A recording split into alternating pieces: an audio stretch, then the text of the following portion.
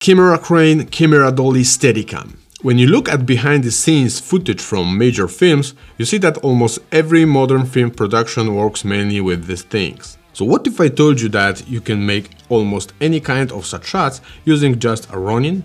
Even if you don't have a special dedicated and expensive equipment for it, you just need some creativity and good ideas. Stop that. To show you this in the best possible way and maybe inspire some of you, me and my dream team decided to shoot 3 short stories. Every place, every day and everyone. In each of these, we want to achieve a different effect by using only RS2 in such a way and with such accessories that everyone could do it even with a small team and small budget. So let's get started. Chapter 1: Every place.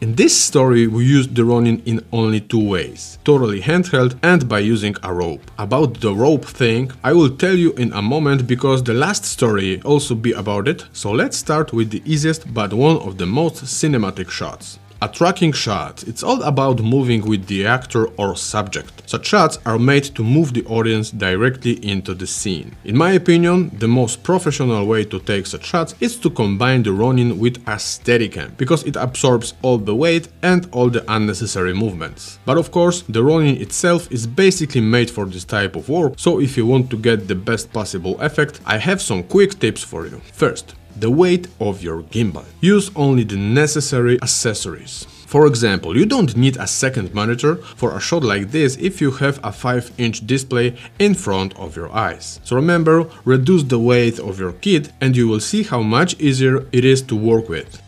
Second tip, how to move. Bend your knees to separate your legs from the rest of your body. Ninja walk. This is a pretty weird position, but the effects are quite good.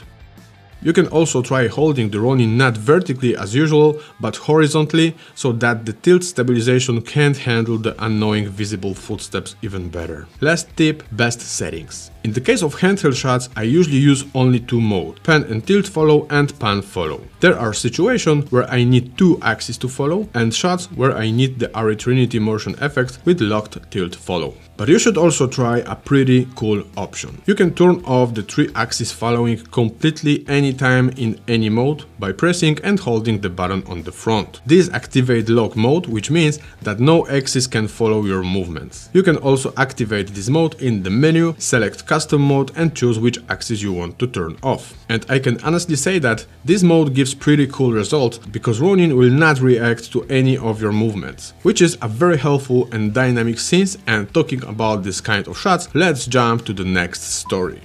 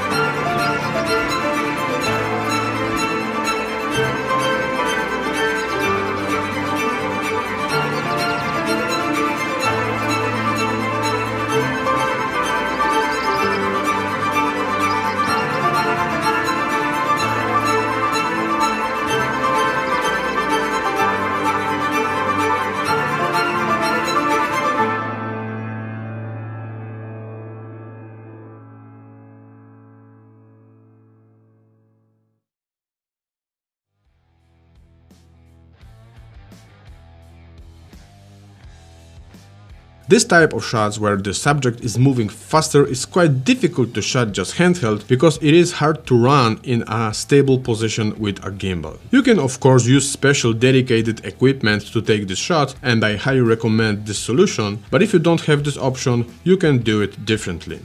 We made these shots in two ways, using an electric Segway style vehicle and the other using the simplest and cheapest bike trailer. In the case of the Segway, the advantage is that you can take such shots basically anywhere as long as there is a road and it is safe and comfortable to drive. And what is important, you can do it completely by yourself. The only difficult part on a Segway is precise framing, focusing and watching the road at the same time. That's why it is a little easier in two-person version with a trailer. The driver is focused on the road and the operator on the shot. Obviously, these are not the only ways. Actually, you can ride on anything that has wheels, but always remember, try to do it safely. In this situation, the speed of movement generates a lot of vibration, so I recommend you to turn on the super smooth mode. But remember, for better results, secure the lens with a lens strap. This is very important if you have a long lens, and even more if you use some kind of adapter like Metabones, because every adapter creates extra distance and a place where vibration is generated. In both situations, we had quite limited body movement, so I choose to control the running using only the joystick in custom mode with all axes follow off. Pure stabilization. A few times we moved very close to the talent, so the shots required a lot of precision. Which is why I wanted to make the tilt and pan movement as smooth as possible. That's why I set the joystick smoothness to 15, speed of movements only to 20. And to be honest, the result was, in my opinion, really awesome. Even with a small joystick, the movement was very cinematic. Also, keep in mind that in the app, you have a few more options for changing the joystick settings. You have not only speed and smoothness, but also deadband settings and endpoints, which in some situations are extremely useful. Quick tip: spend some time and learn the touchscreen menu and also the setting options in the DJI app, and trust me, the time you spend on this will pay you back on the set. Camera dolly push and pull out. I think it's very hard to find a movie that doesn't have this type of shots. It's one of my favorites, used in the right place, emphasize a moment in the scene.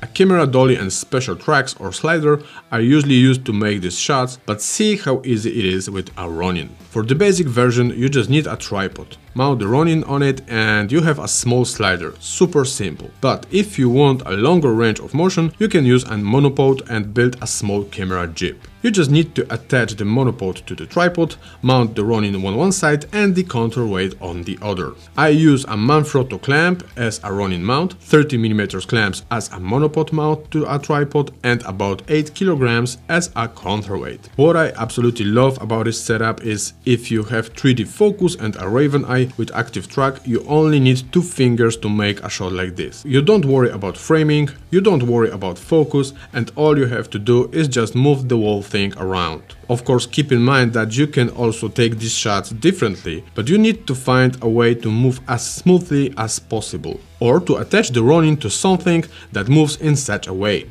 And that's what I want to show you in the last story.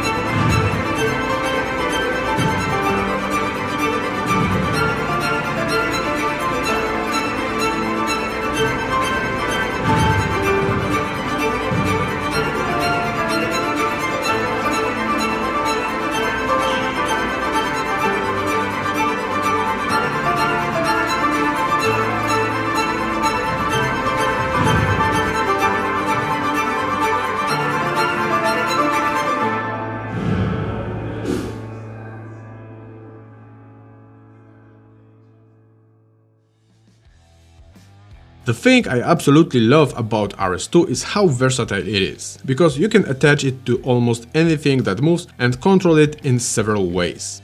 So in the basketball scenes and the oval staircase, we made it with a rope. We wanted to achieve the effect of a large techno crane and high-speed vertical camera dolly. In this type of installation, I recommend using the RS2 baseplate. It is designed for safety and functionality in any type of such installation. But of course you can use Ronin with the original handle, however you should find some kind of extra safety point, always without exception. In my case, I made it using a NATO clamp and a steel ring. With this solution I can use a safety strap to attach Ronin anywhere. Rope installations looks pretty complicated, but it's easier than you think. Just imagine that you want to make a long rope swing. But remember about safety and make sure you have everything under control. I will show you 3 basic ways to take these shots. The first version is a single rope and pulley. But here comes the problem, because in this situation the pan motor has no solid holding point, so it starts spinning like crazy. To minimize this problem, switch to custom mode and turn off the pan axis. But keep in mind that in this situation you cannot control the pan in any way, because Ronin will start spinning again. Second option, replace the regular rope with some kind of flat rope. A wide flat rope or something like a slagline has the advantage over the rope that it doesn't spin so much. It will give you some better performance, however not as good as the last option, which is 2 ropes. Using 2 ropes completely solves the problem of rotation. In this situation I use a 30mm tube as a base for the Ronin and a few clamps. Rope creates a solid point on which you can hang the Ronin, and you have full control over every axis, including the pan, which was impossible with 1 rope. In this situation we use Raven Eye and control the Ronin with Force Mobile in custom mode and also all axis following off. Force Mobile, it is one of the options to control the movements of the Ronin using a mobile device. Actually, it works in such a way that it repeats every move you make with your smartphone. So to make the movements perfect and smooth, we mount the smartphone on a tripod and control the Ronin like a regular camera on a tripod. I can honestly say that I have controlled the Ronin movements in every possible way, but this is the best by far. Absolutely brilliant. In all the shots where we used the Ronin on the ropes, we also used 3D focus, because it was a lot of quick shots towards the actors and subjects, and to be honest, it would be incredibly hard to do it in a different way. We will definitely need a focus assistant, wireless follow focus, or another camera with autofocus lens. And at this point I have a conclusion. Look how much more advanced tools we have today. For example, RS2, Raven Eye, 3D focus, active track mode. Think how many cool shots you are able to take with these virtual assistants alone or in a small group. And probably a year ago, taking this shot in this way would be impossible. So what I want to make you realize is how many cool shots you can take with one piece of equipment. Of course, what we have done today is probably only a small part of what Ronin can do, but I'm talking about it today so you can understand how many tools you just don't need anymore. Also, I think all of you know that there is a thin line between necessary equipment and equipment that starts to complicate your works. The paradox of choice, which is a situation when you have too much great, expensive and good equipment, and instead of working on a film or on a good story, you wonder which lens you should choose, for example. And also keep that in mind, because it's actually true, and a lot of good filmmakers talk about it, that limits can sometimes be more creative than a truck full of gear. So choose carefully, choose consciously, and try to work only with a gear or equipment that you feel you really need. And as I show you today, for me the RS2 is just such a piece of equipment. Guys, I really hope this was helpful for you. As always, thanks for so many nice comments and messages, and see you in the next episode.